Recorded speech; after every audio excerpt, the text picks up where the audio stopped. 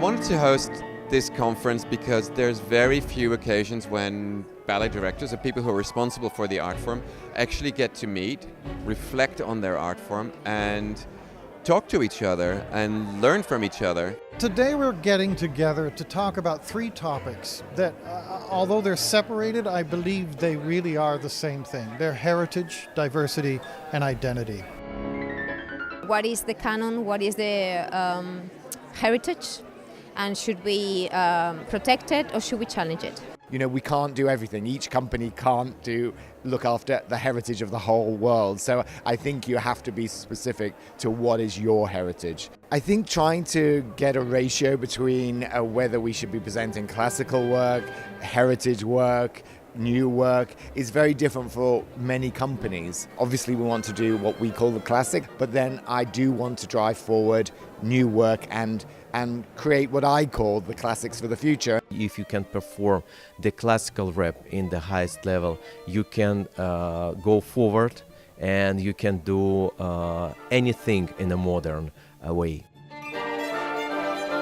The identity of a ballet company is defined by the choices of the artists and the choices of the repertoire. The style, it's different for all of the major companies in the world. Why it's so important to keep the own style, national style of the companies, because all of the company is different, it's beautiful, and they have to be different in the future. Sometimes there's also political. If you're a government-funded organization, you have a mission statement that sort of gives you an overview of what that company needs to deliver, and then it's up to the artistic director to make those choices to bring that to life on the stage. Diversity is a big issue, particularly in the UK. It's something that hasn't really been tackled in the arts for many years, and I think now is the time. Ballet companies, especially publicly subsidized ballet companies, have a responsibility to represent the society that enables them to exist.